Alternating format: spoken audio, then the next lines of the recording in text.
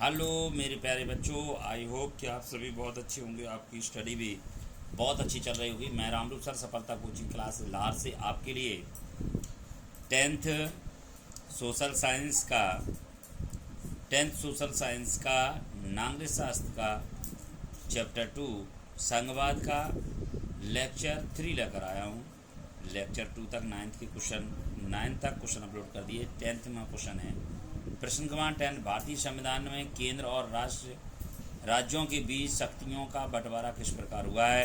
संविधान में स्पष्ट रूप से केंद्र और राज्यों के बीच विधायी अधिकारों को 3 हिस्सों में बांटा गया है: संघ सूची, राज सूची, समवर्ती सूची।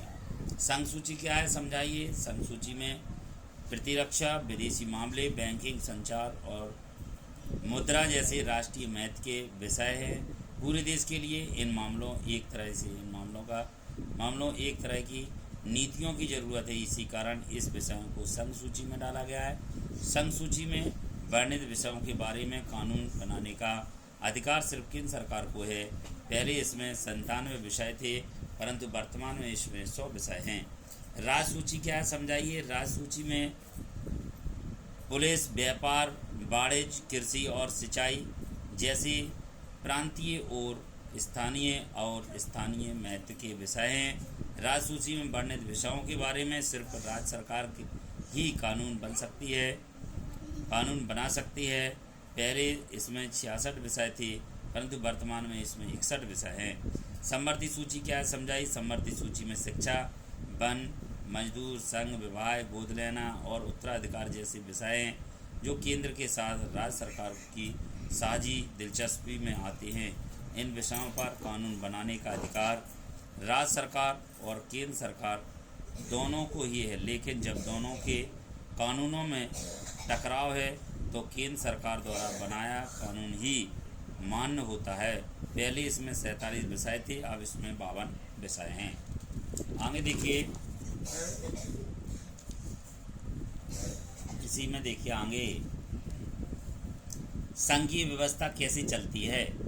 तो संघीय व्यवस्था में नंबर ए में भाषाई राज्य के आधार पर कैसे चलती है। भाषाई राज्य की भाषा के आधार पर प्रांतों का गठन हमारे देश की पहली और एक कठिन परीक्षा थी।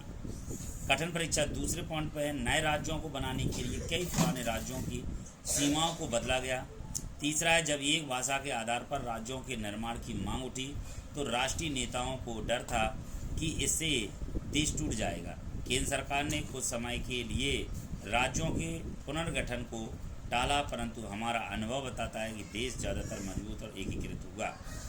प्रशासन भी पहले की अपेक्षा सुविधाजनक हुआ और कुछ राज्यों का गठन भाषा के आधार पर ही नहीं बल्कि संस्कृति, भौगोलिक व जातियों के निर्जातियों की विविधता को रेखांकित एवं महत्व देने के लिए किया गया। भारत की भाषा नीति के आधार पर एक पॉइंट यहाँ लिख गया, लेकिन मैंने नेक्स्ट पेज पर सभी पॉइंट अपलोड कर दिए हैं। तो भारत की भाषा नीति के आधार पर आपको नेक्स्ट पॉइंट अगले वीडियो में मिलेंगे।